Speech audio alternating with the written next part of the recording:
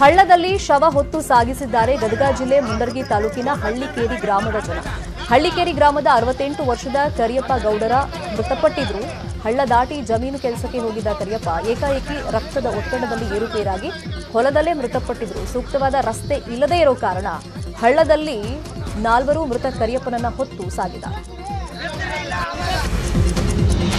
ಮಕ್ಕಳ ಕಳ್ಳಿ ಅಂತ ಮಾನಸಿಕ ಅಸ್ವಸ್ಥತೆಗೆ ಥಳಿಸಿದ್ದಾರೆ ಗ್ರಾಮಸ್ಥರು. ಸಾಮಾಜಿಕ ಜಾಲತಾಣದಲ್ಲಿ ಮಕ್ಕಳ ಕಳ್ಳಿ ಅಂತ ವದಂತಿ ಹಬ್ಬಿರುವಂತಹ ಹಿನ್ನೆಲೆಯಲ್ಲಿ ಮಾನಸಿಕ ಅಸ್ವಸ್ಥತೆಗೆ ಥಳಿಸಿದ್ದಾರೆ ಗ್ರಾಮಸ್ಥರು. ಸವಣೂರು ತಾಲೂಕಿನ ತವರ ಮೆಳ್ಳಿಹಳ್ಳಿ ಗ್ರಾಮದಲ್ಲಿ ಘಟನೆ ನಡೆದಿದೆ.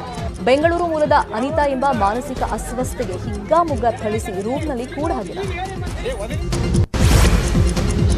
ಉಡುಪಿ ಜಿಲ್ಲೆಯ ಬೈಂದೂರು ತಾಲೂಕಿನ ಶೀರೂರು ಟೋಲ್ ಪ್ಲಾಜಾ ಬಳಿಯಲ್ಲಿ ದರೋಡೆ ಗ್ಯಾಂಗ್ ಕೈಚಳಕ ತೋರಿಸಿದೆ. ನಿನ್ನೆ ರಾತ್ರಿ ಲಾರಿಯಲ್ಲಿ ಮಲಗಿದ್ದ ಚಾಲಕನಿಗೆ ಸ್ಪ್ರೇ ಹೊಡೆದು ಕ್ಷಣ ಮಾತ್ರದಲ್ಲಿ ಬಿಡಿಭಾಗ ಕಳವು ಮಾಡಿದ್ದಾರೆ.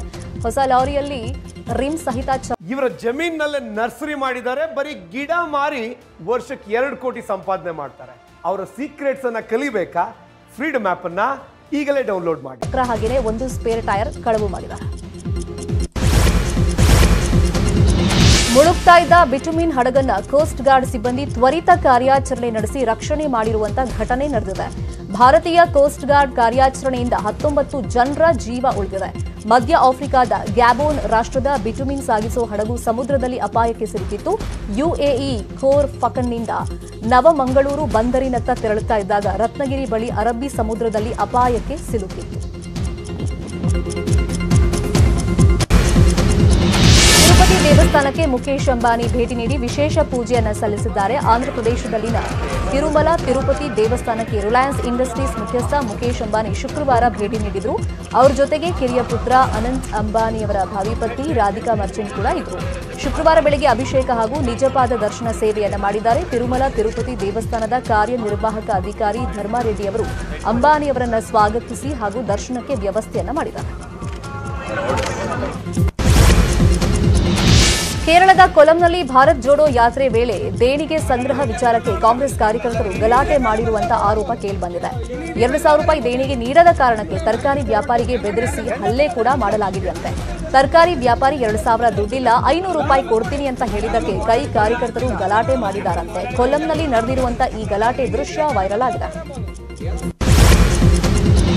ಗುಜರಾತ್ ವಲ್ಸಾದ್ನಲ್ಲಿ ಕೆಮಿಕಲ್ ಕಾರ್ಖಾನೆಯಲ್ಲಿ ಅಗ್ನಿ ಅವಘಡ ಸಂಭವಿಸಿದೆ. ಕಾರ್ಖಾನೆ ಸುತ್ತ ದಟ್ಟವಾದ ಹೊಗೆ ಆವರಿಸಿದ್ದು ಕೆಲಕಾಲ ಸ್ಥಳದಲ್ಲಿ ಆತಂಕದ ವಾತಾವರಣ ಸೃಷ್ಟಿಯಾಗಿತ್ತು. ಬೆಂಕಿ ನಂದಿಸಲು ಅಗ್ನಿಶಾಮಕ ಸಿಬ್ಬಂದಿ ಹರಸಾಹಸಪಟ್ಟರು. ಇನ್ನು ಗುಜರಾತ್ನ ಅಹಮದಾಬಾದ್ನ ಮೆಮ್ ನಗರ ನಿಲ್ದಾಣದಲ್ಲಿ ಬಸ್ಗೆ ಬೆಂಕಿ ಬಿದ್ದು ಭಾರೀ ಅನಾಹುತ ಸ್ವಲ್ಪದರಲ್ಲೇ ತಪ್ಪಿದೆ. ತಕ್ಷಣವೇ ಬಸ್ನಿಂದ ಪ್ರಯಾಣಿಕರೆಲ್ಲ ಇಳಿದು ಸೇವ್ ಆದರು.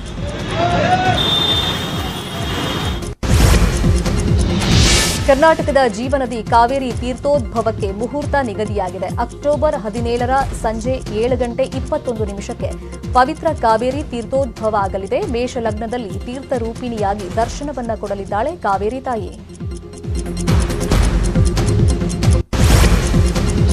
ವಾರಣಾಸಿಯ ನೇಕಾರರಿಗೆ ಕರ್ನಾಟಕದ ಗುಣಮಟ್ಟದ ರೇಷ್ಮೆಯನ್ನ ಒದಗಿಸುವ ಉದ್ದೇಶದಿಂದ ಕರ್ನಾಟಕ ಸರ್ಕಾರದ ರೇಷ್ಮೆ ಡಿಪೋವನ್ನ ವಾರಣಾಸಿಯ ಮಾನ್ಯವಾರ್ ಕಾಶ್ಮೀರ ರೇಷ್ಮೆ ವಿನಿಮಯ ಕೇಂದ್ರದಲ್ಲಿ ಆರಂಭ ಮಾಡಲಾಗಿದೆ. ಈ ಡಿಪೋವನ್ನು ಕರ್ನಾಟಕದ ರೇಷ್ಮೆ ಸಚಿವ ನಾರಾಯಣಗೌಡ ಅವರು ಚಾಲನೆ ಕೊಟ್ಟಿದ್ದಾರೆ. ಬನಾರಸ್ನ ನೇಕಾರರಿಗೆ ಉತ್ತಮ ಗುಣಮಟ್ಟದ ರೇಷ್ಮೆ ಲಭ್ಯವಾಗುವಂತೆ ಮಾಡೋದಕ್ಕೆ ಸಾಧ್ಯವಾಗುತ್ತೆ ಅಂತ ಹೇಳಿದ್ದಾರೆ. ಚೀನಾ ರೇಷ್ಮೆ ಬದಲು ಕರ್ನಾಟಕದಿಂದ ಪೂರೈಸಲು ನಿರ್ಧಾರವನ್ನು ಮಾಡಲಾಗಿದೆ.